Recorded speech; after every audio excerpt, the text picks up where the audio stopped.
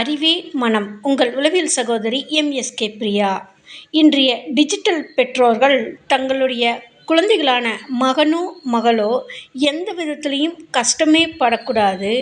அவர்கள் அனைத்து விஷயங்களையும் தெரிந்து கொள்ள வேண்டும். இந்த உலகத்திடம் போட்டியிட வேண்டும் என்று அதீத அக்கறையுடன் செயல்படுவது பெரும்பாலும் அந்த மகனோ மகளோ ஃபெயிலியர் ஆகிறதுக்கு பெரும் காரணமாக கூட அமைஞ்சிருது. ஏன்னா அவர்களுடைய மகனோ மகளையோ எந்த செயலும் செய்ய விடாமல் பெற்றோர்களே அனைத்தும் செய்து கொடுத்து பழக்கப்படுத்தி விடுகின்றார்கள். இதனுடைய விளைவு அந்த மகனோ மகளோ குடும்பத்துடனும் சமூகத்துடனும் இணைய முடியாமல் போட்டியிட முடியாமல் தன்னைத்தானே பின்வாங்கிக் கொள்கின்றார்கள். பெற்றோர்களாகிய நீங்கள்தான் ஒவ்வொரு சூழலிலும் நம்மளுக்கு கிடைக்காததை அவர்களுக்கு செய்து கொடுக்கணும், நல்லா சாப்பிடணும், நல்ல ட்ரெஸ் போடணும்னு சொல்லி யாரோ வீட்டு கல்யாணம் உறவினர்கள் விசேஷத்துக்கு 4 செட்டு ட்ரெஸ்ஸு கல்யாண வீட்லேயும் கூட அப்படி எடுக்க மாட்டாங்க. நம்ம எடுத்து செலவு பண்ணி கூட்டிகிட்டு போகிறோம்.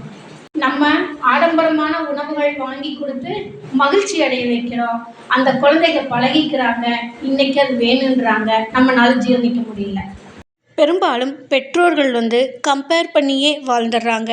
மற்றவங்கக்கிட்ட இல்லாத பொருள் என் குழந்தைகளிடத்தில் இருக்க வேண்டும் சொல்லி ஒரு ஆடம்பர வாழ்க்கை சிறு வயதிலிருந்தே சிறு முதலீடாக இருக்கும். அப்போ செய்ய முடியுது. வளர்ந்த பருவத்தில் அது பெரிய முதலீடாக இருக்கிறப்ப செய்ய முடியாது. அந்த இடத்துக்கு தான் அந்த குழந்தைகள் அக்ரெசிவாக மாறிடுறாங்க. அப்போ இன்றைய சூழ்நிலையில் அவங்கள மாற்றணுங்கிறது பெரும் காம்ப்ளிகேட்டடாக இருக்கும். அன்னைக்கு சொன்னபடி கேட்டாங்க, இன்னைக்கு கேட்கலைன்னு ஒரு பிரச்சனை வரும். ஏன்னா பருவங்கள் வளர வளர அவங்களோட பிரச்சனைகளும் வளர்ந்துட்டு வருங்கிறது பெற்றோர்களுக்கு தெரிவதில்லை. கேட்டாங்கன்னா சிறு வயதில் இருக்கிறது பின்னாடி சரியாயிரும், பின்னாடி அதெல்லாம் சூழலை பார்க்குறப்ப புரிஞ்சுக்குவாங்க தெரிஞ்சுக்குவாங்கன்னு சொல்லி தன்னைத்தானே சமாதானப்படுத்தி இந்த உலகத்தோட போட்டியிடுறேங்கிற பேரில் மகனையோ மகளையோ கெடுத்து வச்சிடுறாங்கங்கிறது தான் ரியாலிட்டியில் இருந்துகிட்ருக்குது. அப்போ இவங்களுக்கு அறிவுரையும் ஆலோசனையும் நீங்கள் பட்டது கஷ்டத்தையும் சொல்லி புரிய வச்சா அவங்க புரிஞ்சுக்கிட்டு மாற்றிக்குவாங்கன்னா முடியாது. ஏன்னா அவங்களோட அறிவு பதிவில் ஆரம்பத்திலிருந்து விதைச்சிட்டோம்.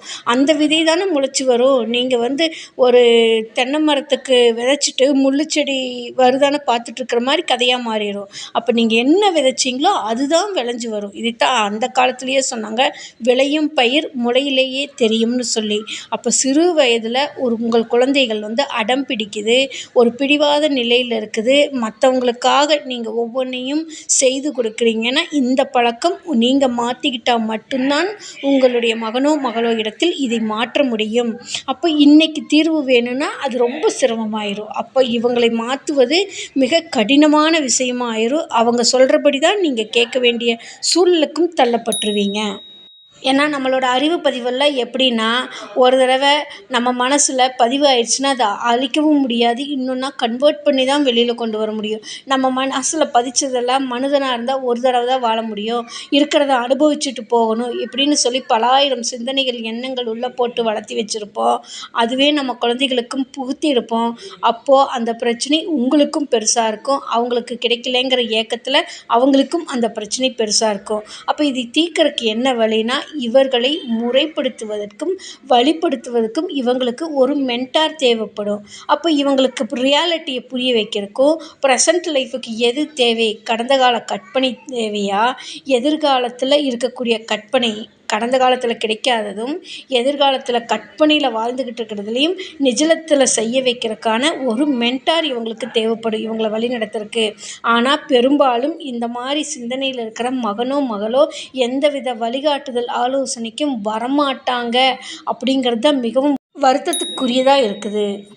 இவர்களுக்குள் இருக்கும் அதிகமான தகவலை சேகரித்ததையும் தெரியாத செயலை கண்டறிந்து மாற்றியமைக்கிறதுக்கும் உளவியல் பகுப்பாய்வு அவசியமாக இருக்கின்றது.